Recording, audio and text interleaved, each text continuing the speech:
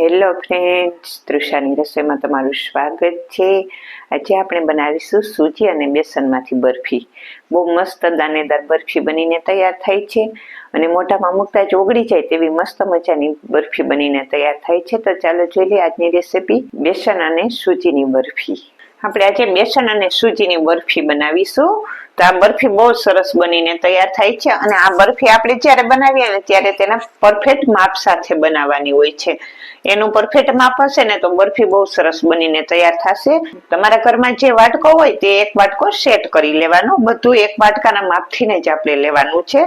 તો મેં અહીંયા 3 વાટકા એક સરખા જ લીધેલા છે। તેમાં મેં પોણો વાટકો રવો લીધેલો છે। રવો તમે ઝીણો જાડો ગમે તે લઈ શકો। પોણો વાટકો રવો લીધો, તેની સામે આપણે એક વાટકો ચણાનો લોટ લેવાનો છે અને પોણો વાટકો ઘી લેવાનું છે। તો આ પરફેક્ટ માપ સાથે બનાવશો એટલે એકદમ સરસ દાણેદાર બરફી બનીને તૈયાર થશે। તો મેં અહીંયા પોણો વાટકો રવો, એક વાટકો એક ચણાનો લોટ અને પોણો વાટકો ઘી લીધેલું છે। ગેસ ચાલુ કરીને આપણે એક પેન મૂકી દેશું। આપણે જે ઘી લીધેલું છે ને તે આમાં ઉમેરી દેશું અને બધું ઘી આપણે અત્યારે એકારે નથી ઉમેરવાનું, પાછું જોઈએ ને તેમ ઉમેરીશું। અત્યારે હું આટલું બચાવું છું, બાકીનું બધું ઉમેરી દીધેલું છે। ઘીને ગરમ થવા દેશું। ઘી ગરમ થાય પછી જે આપણે આ સૂજી લીધેલી છે રવો તે ઉમેરી દેશું। રવાને આપણે 1-2 મિનિટ માટે શેકી લેવાનો છે। તો રવાને શેકાતા વાર લાગે એટલે આપણે પેલા રવાને શેકી લેવાનો છે, પછી આપણે ચણાનો લોટ ઉમેરીશું અને ગેસ આપણે મીડિયમ રાખવાનો છે। ફાસ્ટ ગેસ ઉપર લોટને નથી શેકવાનો, મીડિયમ ગેસ ઉપર શેકીશું। ફાસ્ટ ગેસ ઉપર તમે લોટને શેકશો તો ઉપરથી શેકાઈ જશે, પણ જ્યારે તમે બરફી ખાશો ને ત્યારે તેમાં કાચો લોટ હોય ને તેવો સ્વાદ આવશે। એટલે આપણે ધીમા ગેસ ઉપર 2 મિનિટ માટે જે રવો આપણે લીધેલો છે ને તેને શેકી લેશું। આપણે રવો શેકેલો છે તેની 2 મિનિટ થઈ ગઈ છે અને તમે જો તેમાં ઘી પણ છૂટું પડી ગયું। તો હવે જે આપણે ચણાનો લોટ લીધેલો છે તે ઉમેરી દેશું। હવે આપણે આને આમાં મિક્સ કરી અને તેને પણ આપણે મીડિયમ ગેસ ઉપર શેકી લેશું। પેલા એકવાર સારી રીતે મિક્સ કરી લેશું અને ઘીની જરૂર પડશે તો આપણે ઉમેરીશું। હવે આમાં ઘીની જરૂર છે તો જે આપણે બચાવેલું ઘી છે તે હું ઉમેરીશ। મેં બધું ઘી ઉમેરી દીધું અને હવે આપણે આને શેકી લેશું લોટને। જો તમે ઘી પરફેક્ટ માપે જ થયું છે। આપણે પોણો વાટકો ઘી ઉમેરેલું તો સરસ માપે જ છે। હવે આપણે ઘી નાખવાની કઈ જરૂર નથી।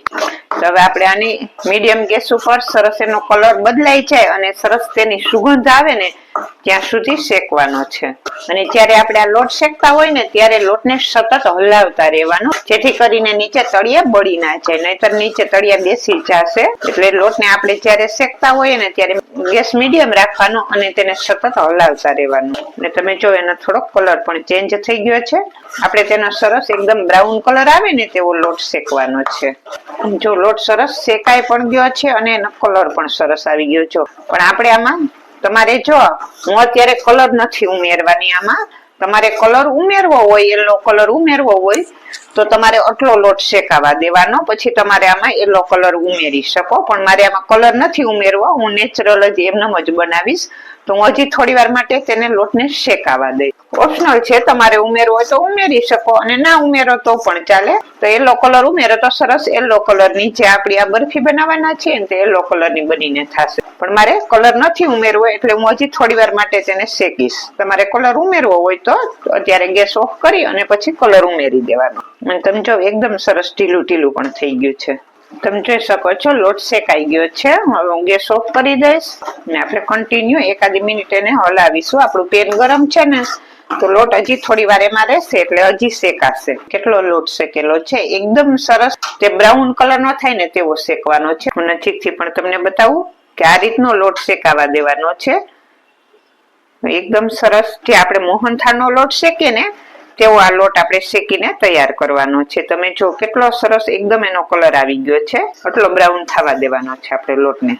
સૂજી પણ સરસ શેકાઈ ગઈ અને જે આપણે ચણાનો લોટ લીધેલો છે તે પણ સરસ શેકાઈને તૈયાર થઈ ગયો છે। તો આપણો લોટ શેકાઈ ગયો છે। હવે આપણો લોટ સરસ શેકાઈ ગયો છે, મેં તેને નીચે ઉતારી લીધેલો છે। હવે આપણે અહીંયા 1 વાટકો એક ખાંડ લેવાની છે। જે વાટકાના માપથી આપણે લોટ અને રવો લીધેલો છે તે જ વાટકાના માપથી મેં અહીંયા 1 વાટકો એક ખાંડ લીધેલી છે। હવે આપણે ખાંડની ચાસણી બનાવી લઈએ। હું અહીંયા એક પેનમાં ખાંડ ઉમેરી દઈશ અને તેમાં હું ખાંડ ડૂબે તેટલું પાણી ઉમેરી દઈશ। અડધા વાટકા જેટલું મેં પાણી લીધેલું છે. આપણે આની ચાસણી બનાવી લેશું. મેં અહીંયા એક આવી પ્લેટ લીધેલી છે જેમાં બરફીને સેટ કરવાની છે ને તેવી ગમે તે એક પ્લેટ લઈ લેવાની અને તેને ઘીથી ગ્રીસ કરી લેવાની.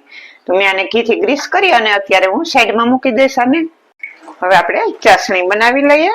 આપણે જે આ બરફી બનાવવાના છીએ ને તેની ચાસણી આપણે એક તારની કરવાની છે, બહુ કડક ચાસણી નથી કરવાની. તેમાં પણ અત્યારે શિયાળો છે તો શિયાળામાં ફટાફટ બરફી ગમે તે આપણે મીઠાઈ કરતા હોઈએ તે ફટાફટ જામી જાય.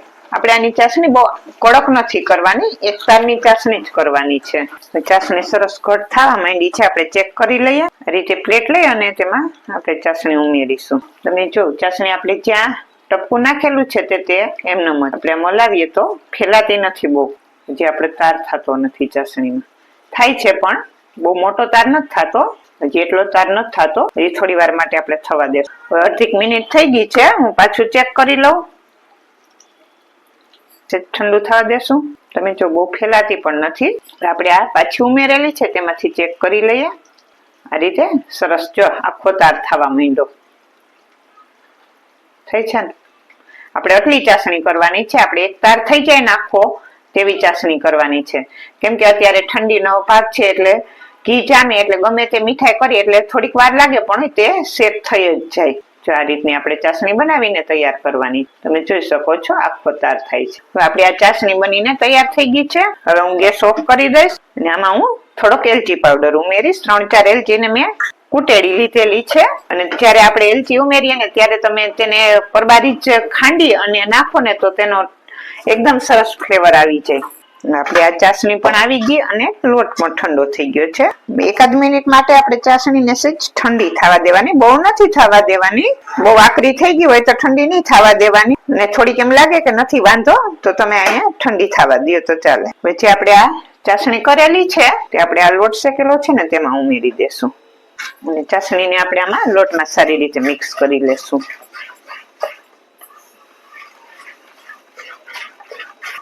સારી રીતે મિક્સ થઈ ગયું છે. આપણે આ ગ્રીસ કરેલી પ્લેટ છે તેમાં આને આપણે ઉમેરી દેશું અને આપણે આને બધી બાજુ સારી રીતે ફેલાવી દેશું. ઘી વાળી ચમચી કરી અને બધી બાજુ એને સરસથી સેટ કરી લેશું. હવે ઉપરથી હું કાજુ બદામ અને પિસ્તાની કતરણ છે તે ઉમેરી દઈશ ને આપણે ચમચીની મદદથી તેને પ્રેસ કરી દેશું જેથી કરીને તે અંદર સરસ સેટ થઈ જાય. હવે આપણે આને થોડી વાર માટે ઠંડુ થવા દેશું. 5 મિનિટ આમને મૂકી દીધેલી, તે સરસ ઠંડી થઈ ગઈ છે. હવે કટ કરી લઈએ. તમે જોઈ શકો છો કેવી સરસ સેટ થઈ ગઈ છે. આપણે એની ચાસણી જ્યારે લઈએ ત્યારે એક જ ધ્યાન રાખવાનું છે કે આપણે ચાસણી તેની એક તારની જ કરવાની છે, બહુ કડક ચાસણી નથી બનાવવાની. આપણે જ્યારે આ બરફી બનાવીએ ને કેમ કે આમાં આપણે રવો ઉમેરેલો છે, રવો છે ને પરબારો કડક થઈ જાય. વધારે ચાસણી આવી જશે ને તો જે આપણી આ બરફી બનેલી છે ને તે વિખાઈ જશે. તો આપણી બરફી પણ કટ થઈને પણ તૈયાર થઈ ગઈ છે. હવે આને થોડી વાર આપણે મૂકી દેશું જેથી કરીને તે સરસ સેટ થઈ જાય. મસ્ત મજાની સેટ પણ થઈ ગઈ. તમે જો આસાનીથી નીકળી પણ જાય. કેટલી મસ્ત બનીને તૈયાર થઈ ગઈ છે. તો તૈયાર થઈ ગઈ છે મસ્ત મજાની એકદમ સરસ ટેસ્ટી એવી બેસન અને સૂજીની બરફી. જ્યારે તમને સ્વીટ ખાવાની ઈચ્છા થાય ત્યારે તમે બનાવી અને ખાઈ શકો તેવી મસ્ત મજાની એકદમ સરસ ટેસ્ટી એવી આપણી આ બરફી બનીને તૈયાર થઈ ગઈ છે. અને તમે જો એકદમ સરસ મસ્ત એકદમ સરસ ટેસ્ટી એવી બનેલી છે અને તમે જો એકદમ સરસ મોઢામાં મુકતા જ ઓગળી જાય ને તેવી મસ્ત મજાની એકદમ સરસ સોફ્ટ એવી આપણી આ બરફી બનીને તૈયાર થઈ છે. તમે જો સહેજ જરા પણ કડક નથી બનેલી. જો કેવી સરસ બનીને તૈયાર થઈ છે. તો એકદમ પરફેક્ટ માપ સાથે તમને મેં આજની આ બરફીની રેસીપી આપેલી છે. જો આજની આ રેસીપી તમને સારી લાગે તો એક લાઈક કરી દેજો, તમારા ફ્રેન્ડ સર્કલમાં શેર કરી દેજો અને ચેનલને સબસ્ક્રાઇબ કરી દેજો. બાજુમાં રહેલા બેલ આઇકન બટનને દબાવી દેજો જેથી કરીને મારી નવી નવી રેસીપી તમને રોજ મળતી રહે. અને આપણે આ સ્વીટ બનાવીએ તો કોઈ બી વસ્તુ આપણે બહારથી લેવાની પણ કઈ જરૂર નથી, બધી વસ્તુ આપણે ઘરમાં મળી રહે તેવી વસ્તુમાંથી આજે આ સ્વીટ બનાવીને તૈયાર કરેલી છે. તો તૈયાર છે બેસન સૂજીની બરફી.